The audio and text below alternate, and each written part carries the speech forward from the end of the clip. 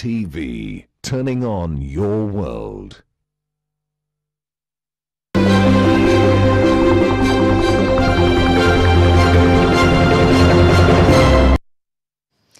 A very good evening to you and welcome to the Nation Leadership Forum, coming to you live from the River Cafe here at the Karura Forest in Nairobi.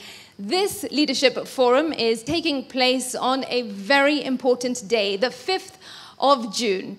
This day marks World Environment Day, a day that is set aside to celebrate and reflect where we are, how far have we come, what are the challenges that we're currently facing with regards to our environment, what's being done to protect it, and how much more we need to do.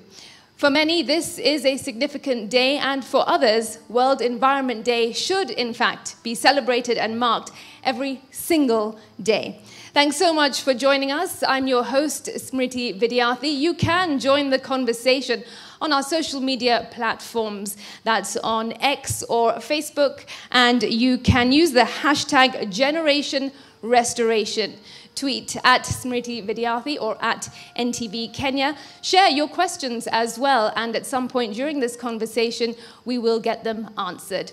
Once again, thanks for joining us. I am not alone, though. I have a great panel of experts in their various fields joining me this evening.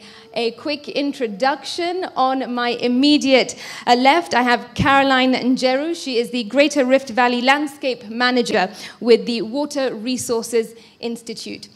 Beside her is Blandina Bobson, the Director of Programs at Oxfam. Next to her, we've got Tekla Chumba, the Community Social Environmental Association rep, and on my furthest left, Alex Lemarkoko, the Chief Conservator of Forests at the Kenya Forest Service. Welcome to you all, and thank you for joining us. I'll begin first by asking each one of you to give me a short brief about your mandate and the role that your organization plays with regard to environment protection. I'll start with you, Caroline. Go ahead. Thank you, Smriti. Caroline Njiru, and I work with World Resources Institute. And World Resources Institute is a global research organization. We work with communities and partners to implement research-based approaches across 6 critical goals. One is food, water, energy, climate, food, and cities. I hope there are 6, and forests. And therefore, this agenda to us, the issue of land restoration, is in the middle of our agenda, because at the end of the day, if land is not restored, then all humanity depends on it. Then therefore, the world will not be habitable. It is a very important agenda to our organization. Thank you. Thank you.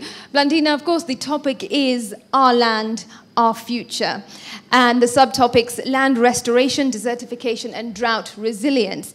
Where then does Oxfam come into this?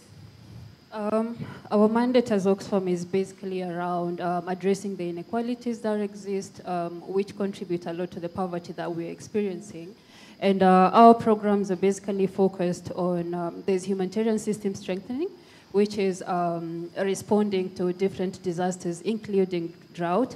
And the objective is to design programs that enable us to ensure that every disaster that we experience is not as severe as it used to be. So specifically for humanitarian interventions, we take, I would say, a triple nexus approach, where we're addressing both humanitarian needs, development, and peace building. And then we have a program on natural resources, which basically looks at ensuring that communities get a fair share of benefits that come from natural resources. So there's an aspect of natural resources management within that. Yeah, thank you. Thank you so much. Tekla, you work on the ground with communities. You are at the heart of it all. What does the association that you work for do? Okay, I'm Tekla Chumba. I'm the chairperson of Community Social Environmental Organization based in Eldama Ravine, Baringo County. Our main activity is to improve, to rehabilitate the degraded areas in the forests, and also to improve the livelihood of the community through economical projects. We are funded by WRI through Terra Fund, AFRI 100. So we are among the champions who are funded, the 36 groups funded. So our mandate is to do rehabilitation, and we are doing it in the 2 stations, Chemususu Station and Narasha Forest Station. Okay, thank you. And we'll delve deeper into what is happening on the ground later in this conversation. Alex, over to you now from the Kenya Forest Service. Tell us what your role is. Thank you very much. As Kenya Forest Service, my name is Alex Lemarkoko, Chief Conservator of Forest. And our mandate is very much in line with today's theme, our land, our future. We are looking at land, we are looking at desertification, we are looking at land degradation, we are looking at promoting resilience to these changes that are taking place. So in terms of forest management, forests grow on land, and the land is our future. So our forest is actually our future, because our slogan is that forest for better lives. So the issues of land restoration, land restoration is our key mandate and a key focus in terms of the entire government and Kenya Forest Service, and tree planting, tree growing, and ensuring that we have trees for purposes of improving our environment, increasing our biodiversity, and trees play a very great role when it comes to land restoration. Thank you so much. I'd like to now take this conversation further by starting on the ground, where your everyday person is getting affected. So Tekla, I'll start with you. What do you see when you are on the ground working with communities? For those who perhaps live in cities and think that they are not seeing land degradation or they are not seeing desertification, paint us a picture as to what it is like out there. Okay, I represent communities here, and that is where the real activity is, where desert is, where land is degrading, and who is doing this? It's our community. We are now trying to reverse what we've done for a long time, because we realize that desertification is coming, and that we are the ones who are creating it. And we thank God for WRI, who has funded us, that we can now do rehabilitation in the degraded areas. KFS have been trying to plant through pellies where trees were harvested, and we are working together very closely, because the same communities who are in my CBO are the same communities who are in the CFA. So CFA co-manage the forest with KFS. They don't work in isolation. And we are now trying to reverse all the activities done for many years. Thank God we have Alex here, and he has tried through other partners to assist us. What are some of these activities that you're referring to, that you're saying that you're now trying to reverse? Like for this year, I thank God for the 15 billion strategy, that it has brought all the stakeholders and partners together to work with communities, especially in Narasha, where energy people put their money in purchasing seedlings from our community, and the same community are the ones planting along the riparian, and also the backlog. We are trying to fill the backlogs, which was there for many years, and we are seeing we are heading somewhere. Okay, Caroline, I'll come to you now, because Tekla alluded to the fact that your organization, Water Resources Institute, funds some of these associations. What was the reason for this? As WRI, what was it that you were seeing on the ground that required this investment? Thank you, Smriti. One is that land degradation is taking a toll in our country currently. And I'm glad that all the stakeholders, government, private sector, are investing in this heavily. And as an institution, it is one of our critical goals. And those goals, the 6 goals, all of them are cutting across food, land, and water. And when you look at the effect of degradation, one, we are getting a lot of, the drivers of degradation, one is agriculture. A lot of unsustainable land use practices on the ground, where farmers are maybe doing farming along the very steep slopes, and all that soil is washed into the rivers and the lakes, affecting the water quality and the quantity. Deforestation on farm, plowing and maybe removing all the vegetation cover, and therefore the topsoils are being washed away. And what's happening? A lot of decrease in terms of crop productivity, and this in turn affects the livelihood of these communities. They become vulnerable because they are not able to make ends meet. That also dents their income negatively. And as an institution, we looked at what are the gaps, because if we have to intervene, as a research-based institution, we have tried techniques that work for land restoration, but still remains a gap. And one of the gaps is finance. Most of the local institutions don't have finance capacity to roll out restoration. And for us, local-led restoration is the way to go. For us to achieve sustainable restoration, the communities have to be at the center and lead this restoration. It is happening on their farms, and therefore we saw that is a gap and came in to deploy funding. Another thing we are doing, they lack the adequate capacity again to do the restoration. So coming in again and supporting these local potential restoration champions, or CBOs, to build their capacity on doing restoration so that they're able to access funding, not only from us, but also other funding agencies. We are working with government, and I'm happy Mr. Lemakoko is here again, to build an enabling environment in terms of policy that will enhance injecting funding in restoration, building a restoration economy in this country that will make investors fund restoration.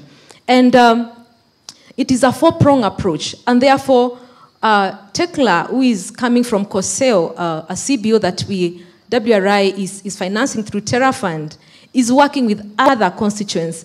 And if that happens and we deploy resources at the local level, then we'll have massive or upscale restoration. Because for us to meet the threshold of impact, then we have to marshal numbers and acreages to ensure that they are restored.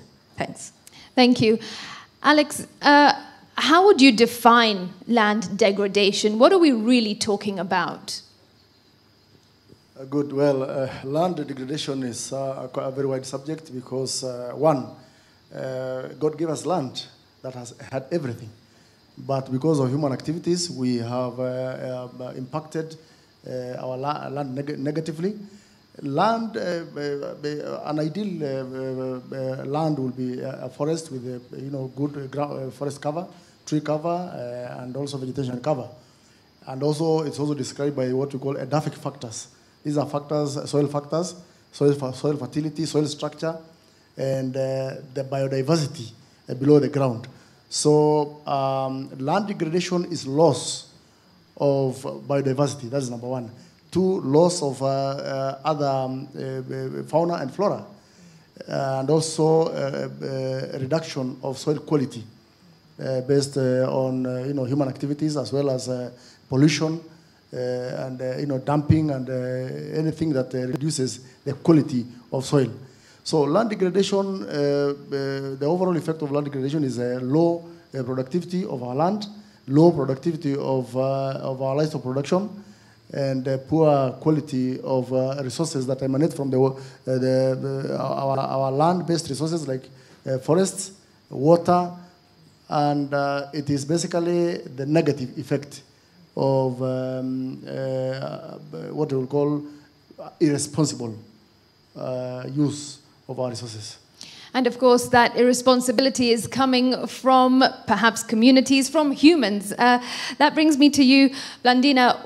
Why? My question is, why are we seeing this? From your perspective, what is the reason behind this misuse of land that's then leading to land degradation? I would say that one of the contributing factors is that people still have to earn a livelihood. So some of the activities that we engage in as citizens contribute to this. He talked about keeping livestock, even the farming approaches that we use contribute to this land degradation. And it has happened over time to a point where where we used to have, the effect of it is drought, but now where we used to have a drought happening every 5 years, this has reduced, 5, then every 2 years, and now we know that drought is an annual occurrence. So that tells you the impact this land degradation has had on us as a country as well. Yeah.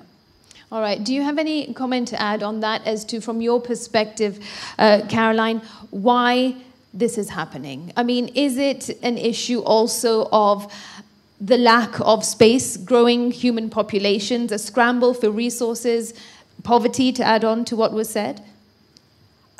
Humanity depends on land, Smriti. And yes, the population is growing, but the land isn't getting bigger. And therefore, the pressure on these finite resources is immense. The water, the land, we need food to eat, communities are cultivating, and the encroachment is real because they are looking for more land and cultivating more land and unfortunately using unsustainable, practices that continue to undermine the soil health or the fertility of the soil. And that's why the effect is negative. But I think already there are solutions that are happening on the ground to really reverse degradation. Yeah. And we will come to those solutions, but I want to know more about what is happening on the ground. How desperate is the situation, Alex? What is it that we're seeing? Perhaps from KFS's perspective, you manage forests countrywide. What are we seeing with regard to the degradation? The level of degradation in our forests is quite high. Most of the time you can see tree cover, vegetation cover. But if the forest is not healthy, then it lacks to a greater degree those important factors that define a good forest. So what level are we in terms of degradation? Yes, we have a lot of degradation in terms of land encroachment. We have poor quality of our forests arising from factors that are anthropogenic in nature, that is human-related, and also climate change-related effects like fires, periodic forest fires that degrade the forest by basically banning certain species and reducing the diversity of both fauna and flora. So in terms of degradation, we are talking about fewer in terms of the number of species,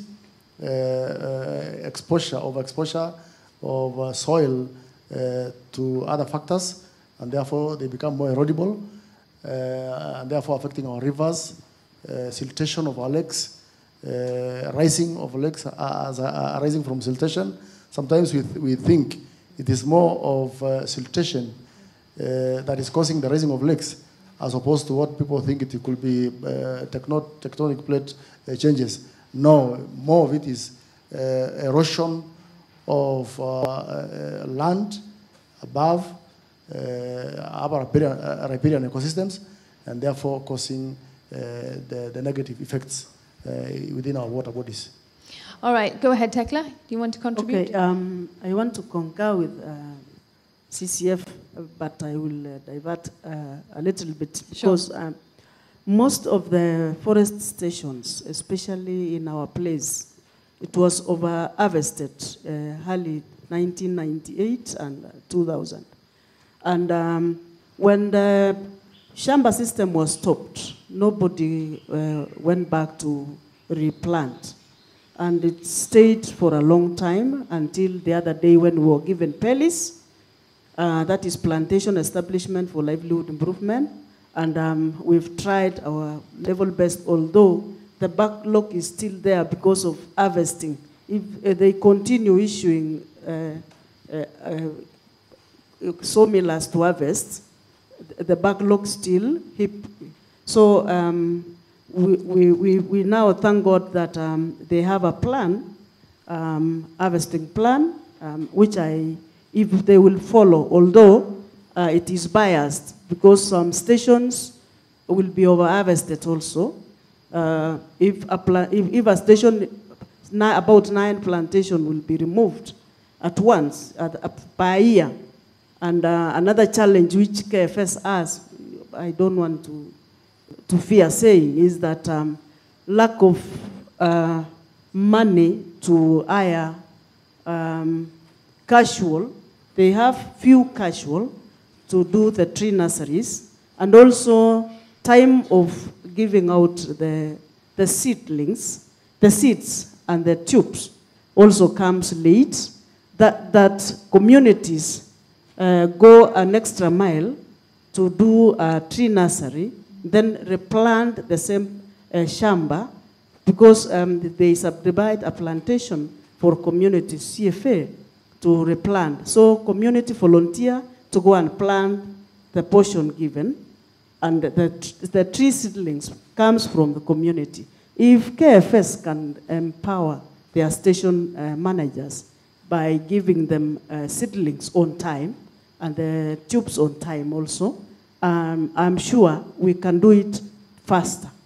I'll get Alex to respond in a moment, but Tekla, are you referring to any specific forest stations or in any particular counties? Yes. Which one? I'm talking about Baringo, where I come from, where we have Narasha, which has hundreds of thousands of backlogs. And as I started by saying, that we have some stakeholders and partners coming to assist us, because we've tried as communities to fill the backlogs, but it has been very hard for us because it is a huge one, and it has been there for many years. It is not, I'm not blaming the present CCF. Sure. It has been there for years. So that is why I started by saying, I thank him and other partners who came to rescue that station. And I've also said, they need to regulate the plan instead of harvesting the all 11 plantation the same year. It is better give one plantation for 1 year so that we the communities can continue doing the replanting to reduce the backlog, because we have a lot of backlogs. Thank you. Alex, I'll give you the right to reply to Thank those you very points. much. Thank you very much. And thank you, Tekla, for being very bold and saying things the way they are.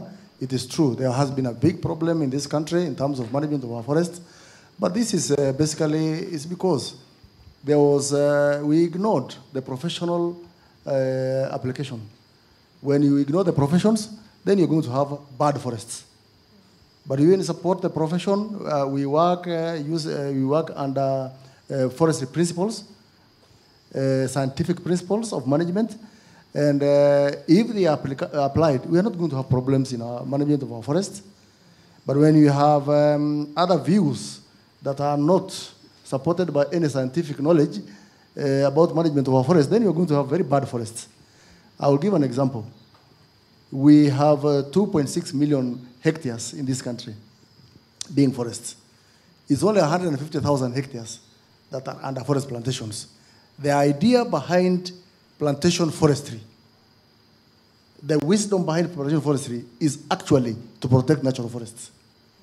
Actually, plantation forestry, if you look at them, they are actually generally at the edge of our forests. The main idea is that so that we can derive tree and forest-based products from the exotic plantations so that we can save the natural forests. So plantation forests are basically buffers for our natural forests. Now, when somebody thinks plantation forestry is bad, then that person does not understand the idea behind the establishment of plantation forests. Because in this country, we require timber. We need to be self-sufficient in terms of production of timber for our industries, for our housing, and even for local use. So this is the reason. So the issue of backlogs, I can say this without fearing. It's because foresters were not allowed to provide the guidance that is required. But I want to say this also. We have a lot of support in this government in terms of changing the idea and the way we do things. We now have more rangers, we have more foresters. The technical aspect that was lacking is now available, and I can assure you that in the next few years, we are going to have forests that are well protected, well conserved, and well managed. So are you saying that currently the challenges that Tekla has raised and the ones that you have admitted to are being addressed? Correct, correct. Okay, Yeah. and in an instance where perhaps communities do feel stranded or in a situation whereby they are not getting the support that they need from KFS, how can they be directed so that it perhaps doesn't need to appear on TV where she's seated next to someone from KFS? What's the route that can be used on the ground? Thank you very much. The issue of communities is very important for us because just like a bicycle that has no wheels cannot move. So for us, government, Kenya Forest Service being government, and the community and stakeholders are the other wheel that requires for us to span development in forests. Now, the issue of communities, we have the legislative provision for inclusion of communities and stakeholders in management and conservation of our forests. We also have institutional arrangement that have been put in place in terms of our structures to ensure that for every forest station, we have a community forest association with respect to that station. And how do we work together? We work together from planning, right from planning, what we call management planning for our forest, participatory forest management planning, in which case we develop plans that are implemented jointly between ourselves and the communities.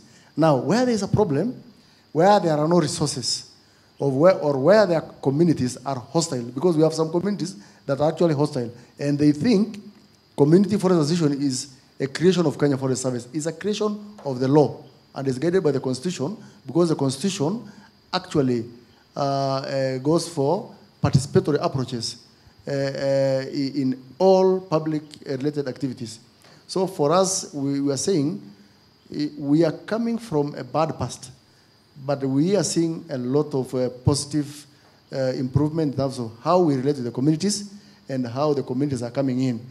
When we now enhance the resources, I can assure Kenyans that we are going to have forests improved. In the next 5 years, I think we are going to have maybe all our forests completely covered. Okay, let's hope so. Tekla, are you satisfied with the response that you've been given? Yeah, I am satisfied because we've seen something being done, even through WRI, that we as COSEO, Community Social Environmental Organization, will restore about 83 hectares in the two stations, that is Jemususu and Arasha. And also, we will support our community to plant their own farm, to rehabilitate their own farm, using fruit trees, that is avocado, so that they can have something to put inside their pocket and also to conserve our environment. Okay, thank you so much. We've got to take a quick break at this point. When we come back, Blandine, I will kick off with you after this break. You are watching the Nation Leadership Forum coming to you live from the River Cafe at the Karura Forest here in Nairobi. Thank you for watching. We continue after this short break. Remember, you can join the conversation using the hashtag Generation Restoration. On this World Environment Day, the theme is Our Land, Our Future, with the sub-themes land restoration, desertification, and drought resilience. More when we come back.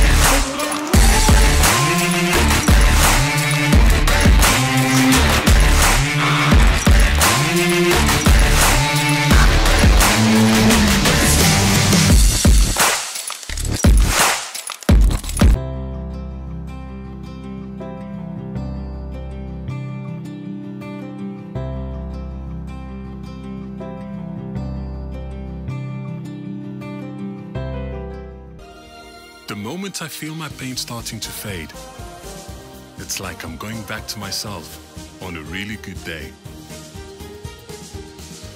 Panadol Extra releases you from strong pain. Panadol, release starts here. Yes, Leonardo Santillana.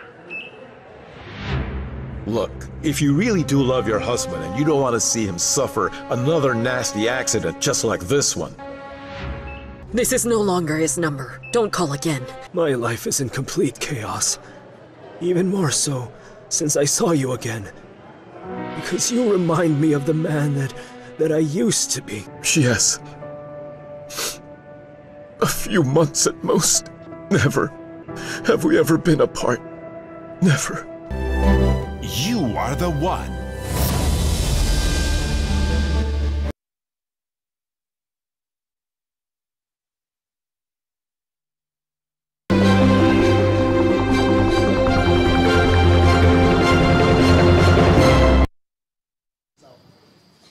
Welcome back to the Nation Leadership Forum, coming to you on this World Environment Day, the 5th of June. I'm Smriti Vidyarthi, your host, coming to you live from the Karura Forest at the River Cafe here. And I will just take a moment to introduce my guests once more. On my immediate left, I have Caroline Njiru, the Greater Rift Valley Landscape Manager from the World Resources Institute. Beside her is Blandina Bobson, the Director of Programs at Oxfam. Tekla Chumba is next from the Community Social Environmental Association. And we also have Alex Lemarkoko, the Chief Conservator of Forests with the Kenya Forest Service. Thanks for staying with us. And this conversation now continues with a focus on land restoration. But before that comes land degradation, desertification, and then, of course, drought resilience and some of the solutions. Blandina, when you made your opening remarks, you touched on the issue of drought and how we are now seeing drought as an annual occurrence. From your perspective, how prepared can we be as a nation for this annual occurrence? The preparedness that we need as a nation is, first of all, to have the policies in place that enable the government to invest resources towards preparedness interventions. Examples of those would mean having, if you look at it from a water perspective, having the right water infrastructure that would ensure that when we have those lean seasons or drought seasons, the communities have access to clean and safe water for domestic use and also for their livestock as well.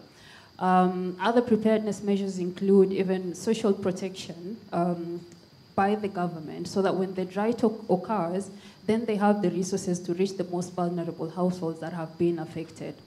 We need also to look at not just the government, but also the individuals themselves at household level, because most of the communities that are affected by drought, especially in the arid and semi-arid lands, are reliant on livestock. So when we have drought, then we have, the loss of livelihoods, the death, for livestock and all that, and they lose their source of livelihood.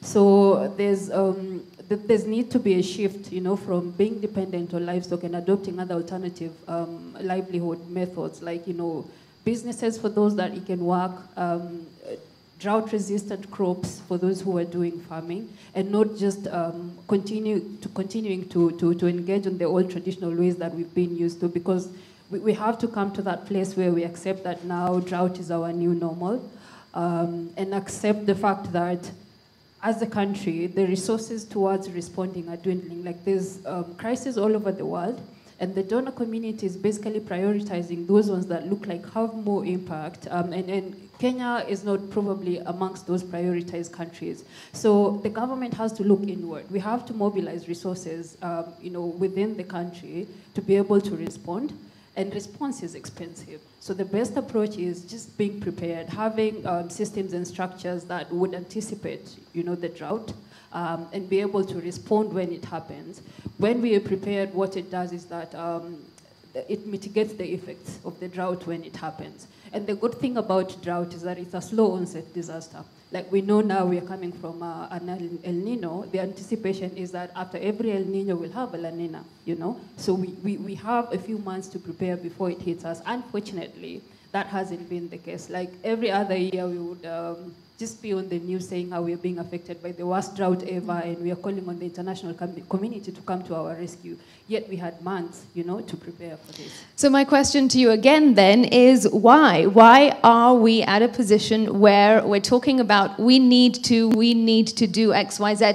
Why haven't we already acted? Is it an issue of perhaps misplaced priorities, or the lack of will, or the lack of resources and funding, especially if this is something that we can foresee happening?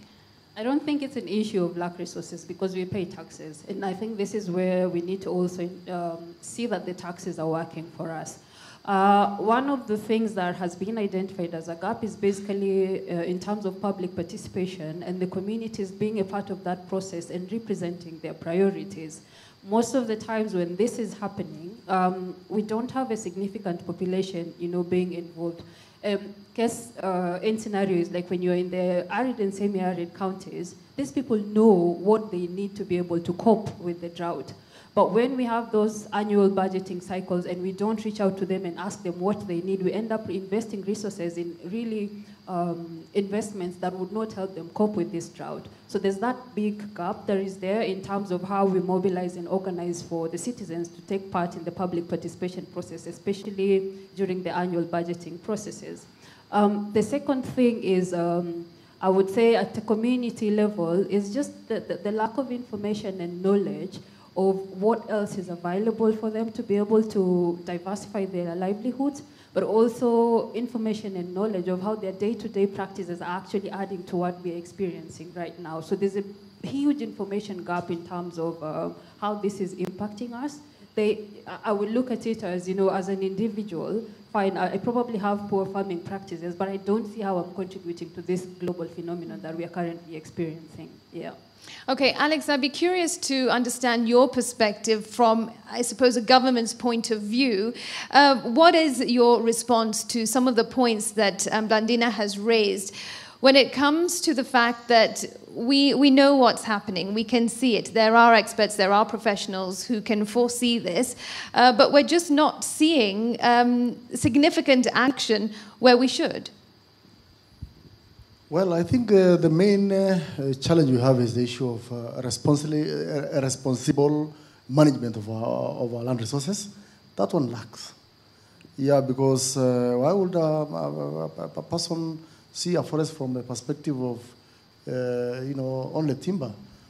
Forests are there for very many benefits, including tangible and non-tangible. But the other challenge we have is some laws are conflicting. We have been lacking coordinated approach to management of our resources. And that's why now the government is coming up with the all society and all government approach, whereby every government institution, every group of society, every member of the public is being advised to participate in tree planting. So the tree planting culture, the tree growing culture, the culture of looking at an integrated approach to management of our land and land resources is one that has been lacking. And that is where the major challenges is, besides, of course, legal and policy gaps. All right, thank you. Caroline, from your perspective, can you weigh in on this? Yeah, I think I can say, just as what the CCF is saying, I think we need a multi-stakeholder integrated approach where we are able to speak to each other, have multi-sectorial conversations on these issues so that we are able to ensure that there is coordination, there is no conflicting policies, there is harmonious, implementation of policies that are enhancing one agenda. And I think what Blandina said, the issue of preparedness and having the right infrastructure that can be able to mitigate the effects of these catastrophic disasters that we are experiencing as a country cannot be overstated. So it's very, very important so that at the end of the day, we don't leave communities more vulnerable than they were even before the disaster. They need to bounce back well and be able to overcome at some point. All right, so Tekla, of course, it is not all doom and gloom. There is progress happening on the ground. Tell us a little bit more about the positive stories that we're seeing on the ground. What is your association doing to improve matters? Before I go to my association, I would like to say what CCF has said and what Madam also has said, that we need collective responsibility on doing the issue of conservation. Also, I'm sure we don't have a national government community and a county government community. Community belongs to the country, the whole country. So I think if we will not work as a team, we will not achieve it. Because we are not only looking at the forests, we are also looking at on-farm, especially semi-arid and arid land, where we have agriculture people, we have NEMA people who are supposed to assist them. Also, we need to diversify and think outside the box. What can we do to the people living in semi-arid areas? Because if you tell somebody to plant indigenous tree, at what time will he or she get money out of it, or economical out of it? Yeah.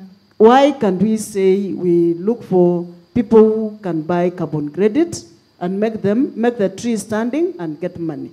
We need to diversify and think outside the box. Also, we need to have a benefit sharing mechanism, whereby if you benefit from a resource, let's say forest, what do you bring at the table to make this person who is conserving the forest get a living? Because if we all depend on a tree to earn a living, we will all die premature death, because these trees will not be enough for us, all of us.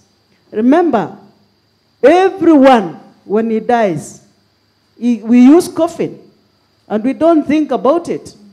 Who is planting a tree? Somebody say, bury me there. But he doesn't say, let me plant this tree so that when I die, cut it, do me a casket. Yeah. So we need to open our minds and think widely and use all we have, because we have policies and regulation.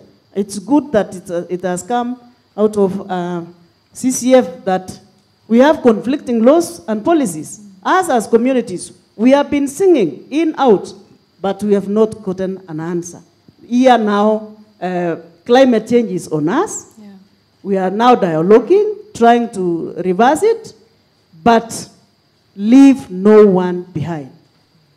Thank you. Thank you. No, that's a very key point. And now to the point about what your association is doing on the ground to try and make a difference where it can. Yeah, through the support of Terra Fund. We are supposed to plant, I've said, 83 hectares in the forest, and we are planting indigenous trees, and those ones, remember, it is medicinal trees, and also it's fruit trees, where we will change our ecosystem for animals to get fruits from those trees in 5 years or in 10 years in future. We are planting macadamia and avocado on farm. We have identified farmers. We are also rehabilitating the degraded areas along the riparian on farm. We've talked to the community. We have agreed on what to do, what measures to do. But our worry was, what if we plant it? They are asking us, if you plant for me a podo tree, what will I get out of it? It's about the benefits of conservation. Because somebody mentioned that people are cultivating along the riverbanks. Yeah. That is the only farm which is remaining. So if we don't use our policies to reverse it and to give an alternative, people will go for it. Alex, what do you have to say about that attitude coming from the Kenya Forest Service, and perhaps what a lot of your officers encounter when they come across people who want to exploit? How do you tackle that attitude of, why should I conserve, and if I do conserve, what will I get from it? How do you address that? the biggest problem we have when it comes to public resources, it suffers what we call the tragedy of the commons, where everybody thinks accessing a forest is free of charge, and they have a right. The law provides what we call customary rights to members of the community that live within the forest, and they are clearly defined. Those customary rights do not necessarily mean they will destroy. So they allow them, these rights allow them to access up to a certain level on a sustainable basis. Of course, the biggest problem has always been Kenya Forest Service at some point lacked adequate capacity to control access. Now, when communities are irresponsible, then that's where government uses a little bit of force. But for communities that are cooperative and they understand the need to balance the use against also the need to conserve, those communities that are able to do that, we have no problem with them. So how do you deal with these communities is to continually train them, carry out extension services, and also engage the community forest associations, which are legal entities that are provided by the law to bring communities together to manage and co-manage the forest together with the Kenya Forest Service. So the issue of attitude, in my opinion, can be addressed when communities join the CFA, like Tekla has done, together with other members of the community. All right. And would you say that is happening, that sensitization between the officers and the public is happening? Of course, more always needs to be done. Yes, it is happening already, because we are signing contract, what you call management agreements with all forests. Where we are sitting today is a product of a clearly and well executed community and government relation, where the community forest association for Karura Forest have engaged the Kenya Forest Service. We have come up with a very good management agreement on what the obligation of each party, and we can see that's why we are sitting here today. It is working in some areas, it is not working in other areas. That is where we need to enhance participatory approaches and encourage communities to understand their role. Okay, thank you. Speaking of participation, of course, the President initiated the planting of 15 billion trees by 2032 to reduce greenhouse gas emissions and also prevent deforestation. And of course, tree planting is important. Somebody, Flexman on X says, following live, the best way to improve our environment is by planting more trees and conserving water catchment areas. That, of course, is true. But Caroline, from your perspective, what more can be done to preserve our environment other than planting trees? Because that is the song that is being sung, and indeed it helps. But there is more that can be done. Yeah, one is we need to grow these trees. Right. We There's need a to difference grow between this, planting and we growing. need to grow these trees, ensure that they are surviving. And again, we need to be mindful, just going back to the conversation, the CCF, about people need to know the value of nature. Most people see nature as free, but it's very, very expensive. And I think the drought and the floods that we've experienced as a country, I think everyone was quite helpless about it. That tells you the impact of degradation, the impact of not conserving our natural resources. We need sustainable natural resource management. We have very good policies in place, but they need to be implemented. The citizens, Kenyans, need to know the importance of our resources. They are scarce resources, the water, the land. When you are a farmer, the way you are farming, does it guarantee that that resource will be available for the future generation? I think that is a mindset we need to have as citizens of this nation. When you're using that water, are you putting in mind that this water needs to be there in maybe 100 years to come? So if your farm, maybe you have a river that is passing by there, do you ensure that the water the water flowing is not affected by the way you're doing your farming? And are you busy cutting down the trees instead of planting? So I think we need a collective responsibility. we need to know that these resources are very scarce and they are not free as people perceive them to be. And they cannot, we have to keep a sustainable, perspective where we need to consume, sustainably. So sustainable production and sustainable consumption is the way to go. Because at the end of the day, if we don't do that, these resources will not be guaranteed for our future generations. Planting trees is good, but the best is we need to grow these trees, ensure they survive. For where, for example, trees cannot, the tree planting cannot be very successful, how do we ensure we are managing, by natural regeneration, reducing the pressure to ensure our grasslands, our rangelands are able to regenerate naturally, and the old, indigenous trees that were there before are able to come back again. These are also some of the interventions we need to take up, especially in the very arid and semi-arid areas we have in Kenya. Again, we need to keep on sensitizing even our young people. How do we ensure that the young people are in this discourse? They are participating, they're in the forefront. And even being able to look at land restoration or restoration as an economy by itself. How do we incentivize restoration economy? How do we ensure that we have policies that are favoring green jobs or producing green jobs, that are favoring investors to invest in restoration-related approaches? I think it's very, very important because that will sustain people and nature. Because if I know I can get food and still run my land restoration work and still get money and conserve nature, improve biodiversity, then it will sustain itself. So building a restoration economy is very, very critical. Thank you. Blandina, how does Oxfam respond to the current situations that we are seeing on the ground? So we have, like I said, like a triple nexus approach, which involves integrating programs that look at basically the humanitarian situation, the development, which is now focusing on the longer term, and peace building. And why peace building is because every time, if you've noticed, every time we have a drought, that's the same time that we also have conflict in these communities.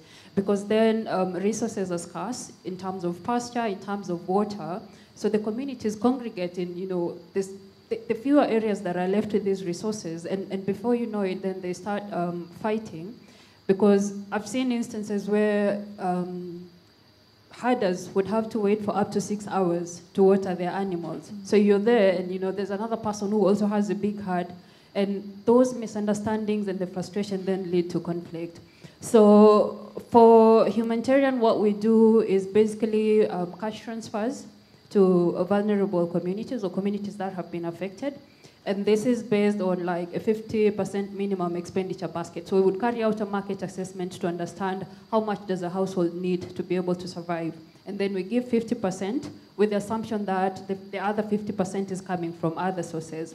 And why we go the cash transfer way is because it's, first of all, a dignified way of providing aid. Previously, we used to do food distribution, but you realize that sometimes you give people food that is not of their preference, culturally or even where they are. But when you give them money, they have that, even in their vulnerable status, they have that option to choose of what they want to eat.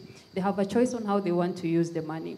And from the research that we have gathered, the money doesn't even, all of it go to food. Like you have households that prioritize to pay school fees for their children, because what it means is that when they pay school fees, their children have access to food for the entire term. Yet if they opted to spend that money at household level, it would only last them a week. We have, and also one thing that happens during the drought season is that we have gender-based violence cases on the rise. Obviously, because the households are not able to provide food for themselves, but there's also the aspect of some households marrying off their young girls so that they can get dowry to sustain their families. So we also give cash transfers to women and girls at risk of, gender-based violence and those that are already affected, so that to prevent that, aspect of gender-based violence. We have interventions that are focused on water access, which is at a development stage is in having the water infrastructure like boreholes, And then at the response perspective is also to ensure that these communities have access to this water. Now, she talked about conserving water, or, responsible use of water. Previously, we've seen during drought, obviously there would be a lot of traffic in areas that have the water points. And when that happens is that the fast moving parts of these boreholes, then there's wear and tear, and the boreholes break down. And then people move on to the next borehole. So what we are doing alongside this is the aspect of water governance, where we are encouraging public-private partnerships between the government, the community, and private sector companies, where the community, of course, would be charged with the responsibility of ensuring that, the borehole is running, people can access water, and they collect the revenue in partnership with the government. And then we bring in a private sector company that is on standby to carry out any operation and maintenance to avoid the incidents of people moving from one borehole to another. This one breaks down, they go on to the next one, and now you have a higher traffic of people congregating in one area, which then leads to conflict. We are also working with the government, and this is from a development perspective, on supporting them to have disaster risk management policies. Because I did talk about investing in preparedness and response, but the government can't do that if they don't have the right policies. So we are supporting them to come up with these policies, and when they have these policies, then they're able to execute the directive of having at least 2% of their budgets going through towards climate financing. So then it means they have resources to invest in the right infrastructure, they have the resources to respond. We also, for mining communities, we're doing land restoration. So basically at a private level, or household level, educating them on the importance of restoring land, how they found it after they are done with their mining activities, but also working with big private sector companies that are carrying out mining activities, just to ensure that once they are done, that they restore the land to its original status, and holding them to account for this. And we have to just come to that place of realization that the more the land produces less food, the more people move to other alternative sources of livelihoods. And unfortunately, it's the extreme. It's the logging, it's the burning of trees to get charcoal, it's the mining. So we have to find a way of educating them so that they have knowledge on how this is impacting, and also providing options. Because you can't tell someone, you can't burn charcoal. What else are they going to do to feed their families? Right. Okay, thank you so much. At this point, we've got to take another break. When we come back, we will speak more about the solutions and hopes for the future. You're watching the Nation Leadership Forum. It is 1:30. More from the Karura Forest in just a moment.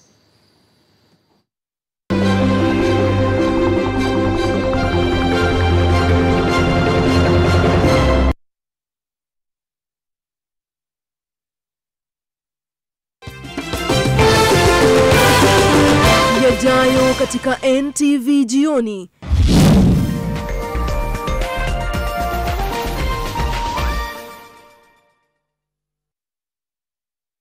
Nimejaribu mafuta na sabuni nyingi, hazikusaidia kurelieve eczema, dryness, or my baby's sensitive skin.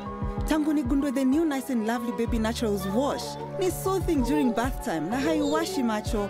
Ngozi imebadilika kabisa. Thanks to Nice and Lovely Baby Naturals Jelly and Cream. Jionee mwenyewe, the power of 3-in-1 Jelly and Cream moisturizes, protects, and repairs.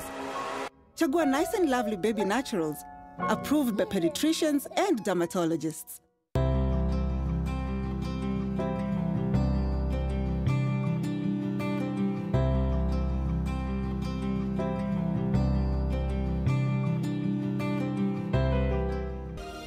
The moment I feel my pain starting to fade, it's like I'm going back to myself on a really good day. Panadol Extra releases you from strong pain. Panadol, release starts here.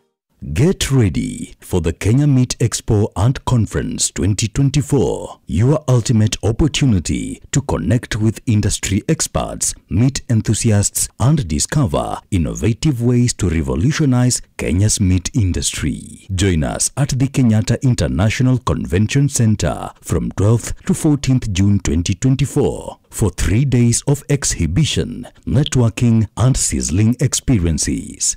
The Kenya Meat Expo and Conference 2024, where innovation meets tradition, flavor reigns supreme, and where quality and safety are paramount. This is NTV.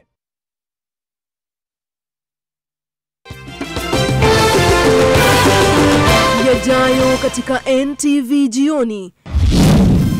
We have a visionary leader to fire up the African Union to greater levels. Serikali yaunda jopo kumpigia kampeni Raila apate kazi ya Umoja wa Afrika. Je, hii ndio ufunguo wake? What Kenya is going to get is equivalent to what the rest of Africa is going to get. Mbali na serikali kuahidi kusambaza upya chanjo, tayari maji yamemwagika. Athari ya watoto waliokosa chanjo iko dhahiri. The DJing started off like a hobby, but I think soon I should make it a real career. It's been difficult balancing the two. Kutana na daktari wa watoto Elizabeth Kuta anayewadunga wapiga sherehe sindano ya mziki huko Kisumu. Ukishaingia kwa tumbo ndani, tunaangalia tuone vile maini iko na vile tumbo iko. Sleeve gastrectomy tunatoa nusu ya tumbo. Na kwenye sehemu yetu ya kila Jumatano ya afya yako, tunakufunza mbinu ya upasuaji kupunguza tumbo. Uliza ujibiwe.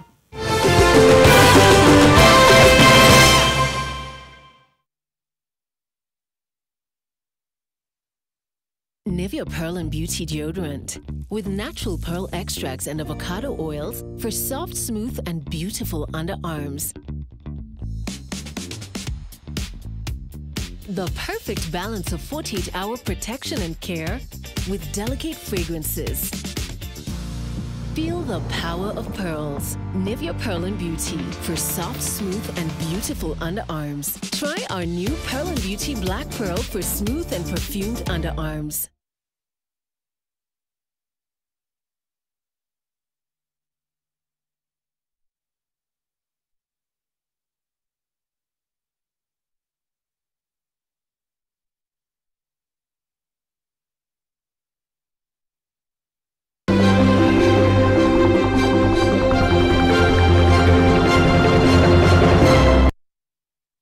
To the Nation Leadership Forum on this World Environment Day. Our topic is Our Land, Our Future. We are looking at issues such as land degradation and also desertification, but also drought resilience and some of the solutions. The hashtag is Generation Restoration. You can share your thoughts, comments or questions with us on our social media platforms.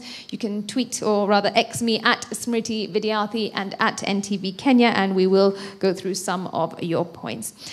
Now, we have focused a lot about the impact of land degradation on communities and populations at large. Alex, I want to focus for a moment on the impact that this is having really on our wildlife as well. You did touch on the fact that this impacts our biodiversity, but take us through really what this is doing to our wildlife, because at the end of the day, we are all indeed interconnected, but the wildlife populations are being affected. Nobody is spared. Well, thank you very much. It is true. Forests are actually a habitat for our wildlife, and when the forests are degraded, then it means the habitat, the home of our various fauna and flora has actually been affected very much. The other major problem is the fragmentation of our ecosystems, where the migratory patterns have been affected in such a manner that we have our wildlife confined to certain areas and denied the opportunity to migrate and have the natural processes take place. So it is true, loss of biodiversity means loss of wildlife, means loss of our capacity to earn from tourism and ecotourism. And but the main one basically means you are going to lose in terms of revenue and earning from management of our resources. Okay, thank you. Now, Tekla, one of the key things that has really come out during this conversation is the importance of sensitizing the public, the masses, about really why this is so important, why protecting our environment matters and how it impacts us today and impacts our future generations. I'd like you to tell us a little bit more about the role that you specifically are playing, perhaps your personal story. Why does this matter so much to you? And what are you doing on the ground to ensure that this message is being carried across and that perhaps then attitudes are being transformed? Okay, thank you.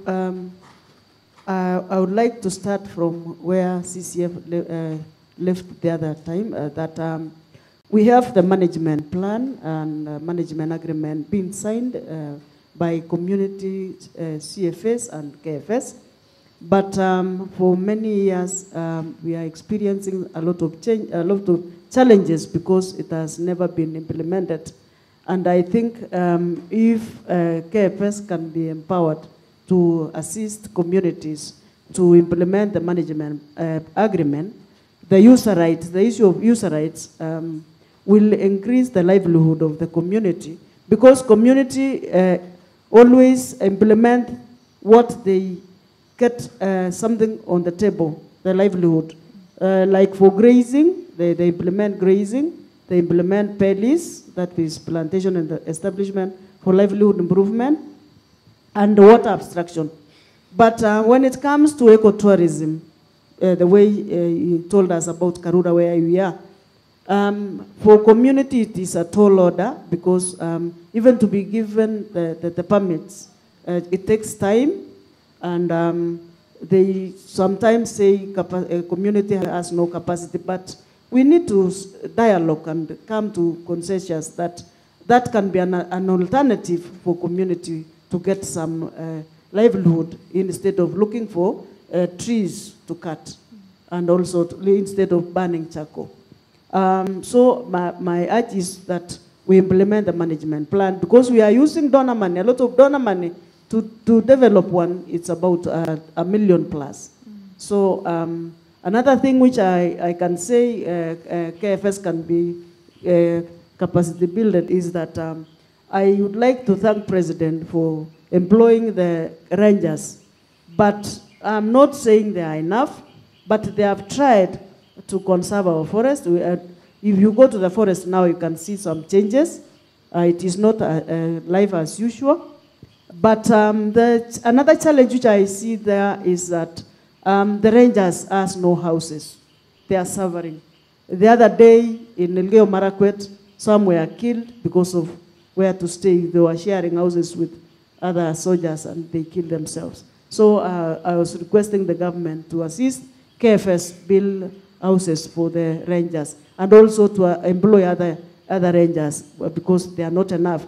Like for us and our CBO, through the Terra Fund money, we are assisting the 2 stations, that is Chemususu and Arasha. We have volunteer scouts, 20 of them, 10 Chemususu, 10 Arasha, because we want to assist our forest so that people may not continue destroying, and also to look after the trees which we've planted. You know, we are fencing off the area, but that is not enough. Right. Also, I would request, I don't know the science behind why we are not allowed to do tree growing in indigenous areas, because we are running away from tree planting. So we are planting, we are growing the indigenous in the forest, but we are not supposed to cultivate where they are. We are not doing agroforestry. But it is my request that we do agroforest so that we can make them survive. Alex, are you able to respond to that as to why, what the reason is behind? Let me finish and then you will, okay, go ahead. You will respond. We have been doing tree planting for many years. Yeah. For many years. And I think even donors are complaining why there are no survival. It is because forest, because we have a lot of cows loitering everywhere. The forest is fertile, and it is a virgin area. So trees are there, and grass is coming up very quickly to overpower the trees. And also we have these small animals, which they cut the trees and the survival is less than 50%. So for us now we do spot weeding, but it is not enough. I'm requesting that we be given, we cultivate them and take care of them like we are taking care of the exotic trees. Okay. Alex, do you have an answer as to why that's not allowed? It's good to know that forest ecosystems are a very delicate resource. And if we don't balance the needs of the public and the needs for conservation, then it can be very difficult to manage. Why I'm saying that? In order for you to have a sustainable way of managing our forests, the role of the communities must be in place. Without the communities, there will be an imbalance. The top-down approach never works. On the other hand, relegating the forest for communities to manage on their own, again, is a very dangerous affair. So we have to balance the role of the communities. The reason why we have cultivation in our plantation forests is to involve communities in the real growing of those trees that are commercial in nature. At the same time, they benefit from the food that they grow while tending both their crops and the trees. Now, when there is mismanagement of that process, then there's a problem. We deny the communities that right that the law gives them. But if they work with us closely, they manage responsibly the pellies, then there will be no problem. Because pellies, in principle, works. But when it is mismanaged, it becomes an avenue for forest degradation. So it's a balance. We are not denying, neither are we saying that we are going to do away with pellies from a professional point of view. Okay, thank you so much.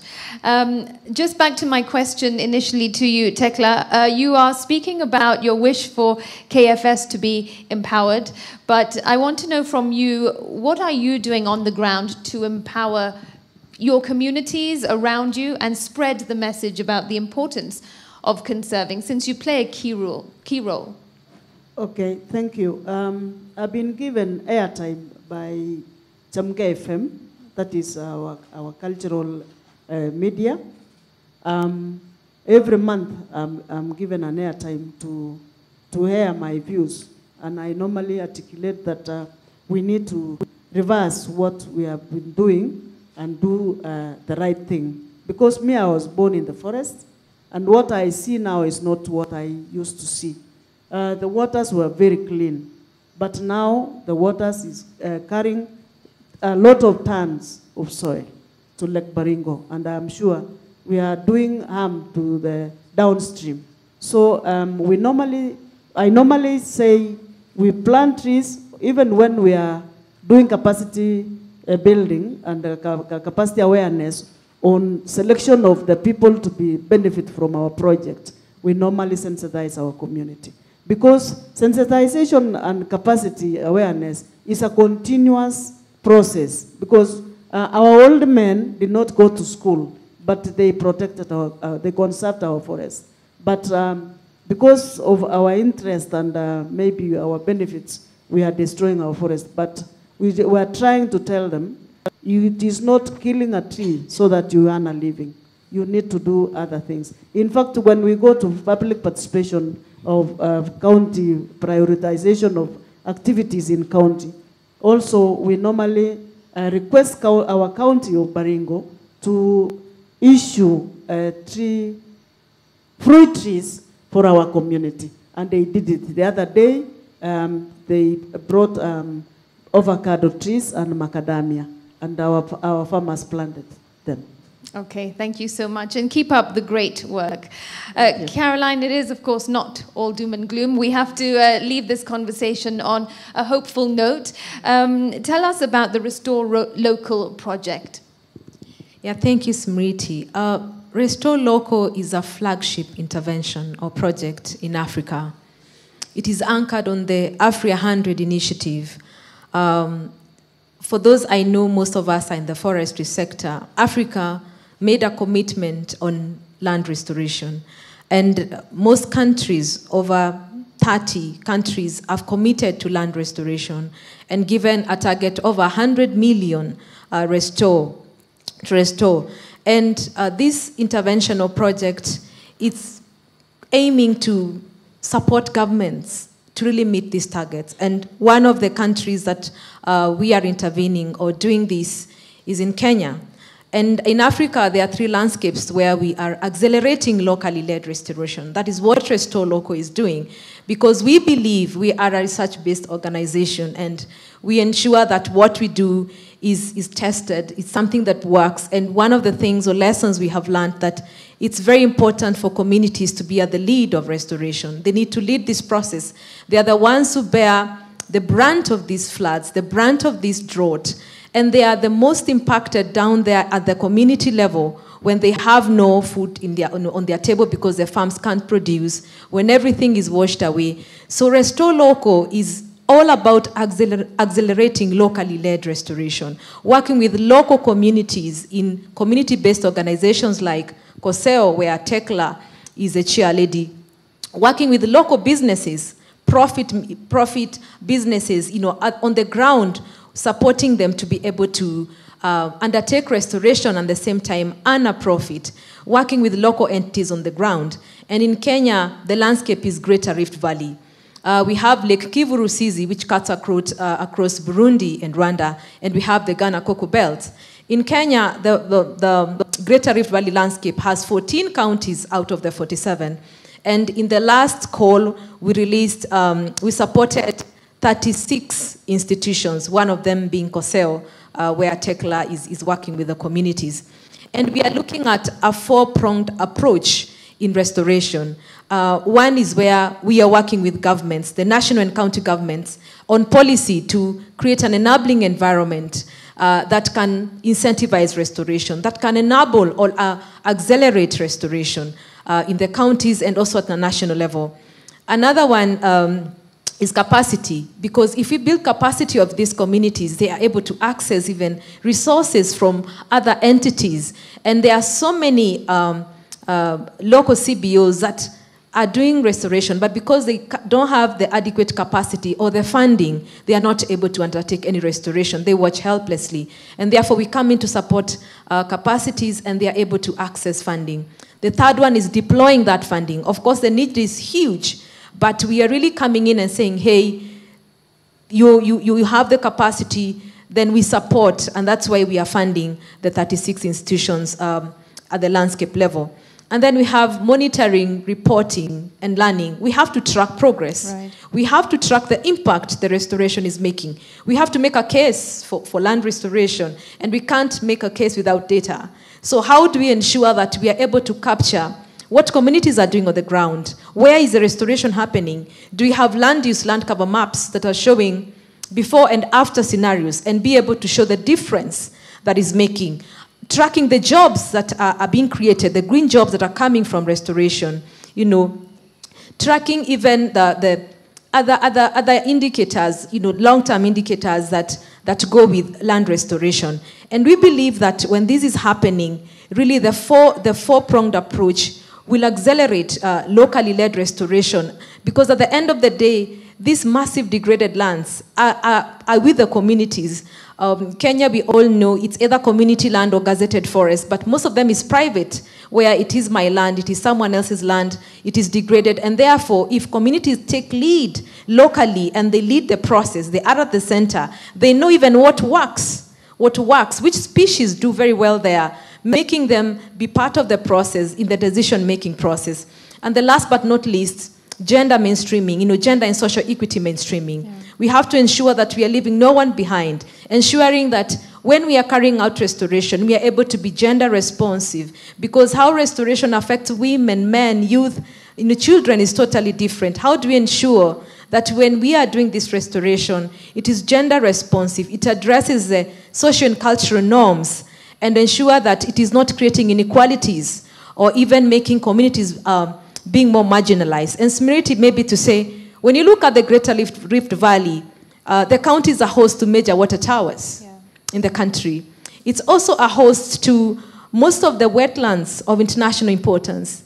You know, the Ramsar sites, you know, Lake Naivasha, Lake Nakuru, Baringo, Bogoria, you know, all these Elementaita, they're recognized internationally, and therefore they're important bird areas. And therefore restoring this landscape is so critical because it is the biodiversity hotspots, you know, in this nation. And therefore, even in terms of contributing economically, the immense work the communities are doing through Restore Local will dent positively even the GDP of this country, reduce biodiversity loss, bend the curve in terms of biodiversity loss, enable it, and also the land restoration that the communities are leading on the ground in the landscape will also provide a solution to the triple planetary crisis, you know, the climate change, you know, biodiversity loss and pollution. Okay, thank you so much. Some really important points there. We are almost out of time. Just extremely briefly, I want to get your last thoughts. Alex, I'll begin with you. Your hopes for the future, very briefly.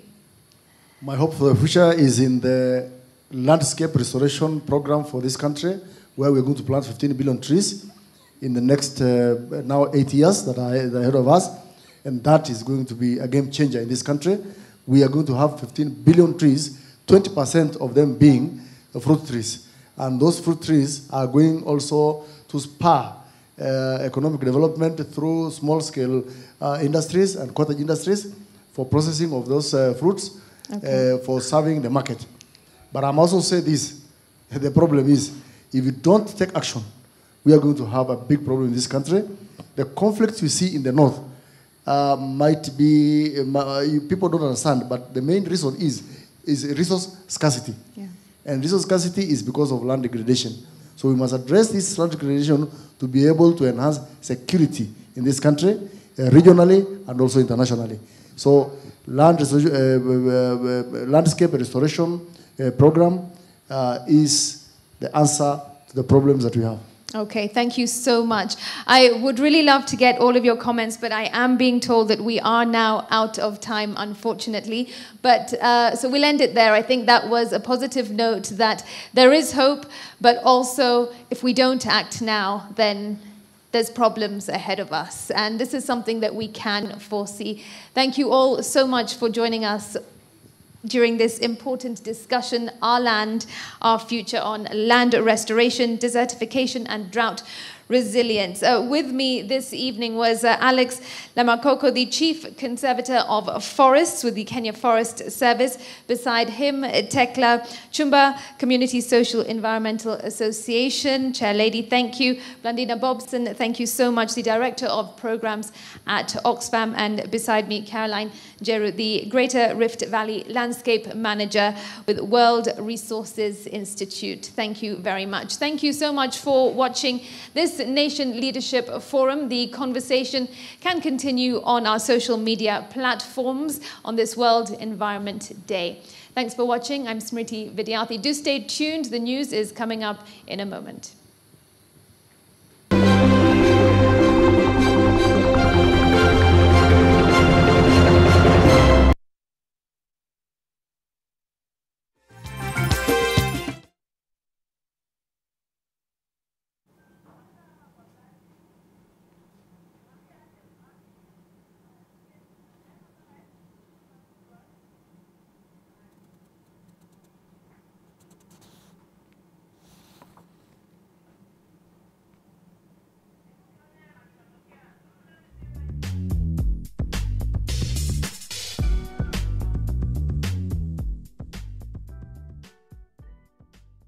Get ready for the Kenya Meat Expo and Conference 2024, your ultimate opportunity to connect with industry experts, meat enthusiasts, and discover innovative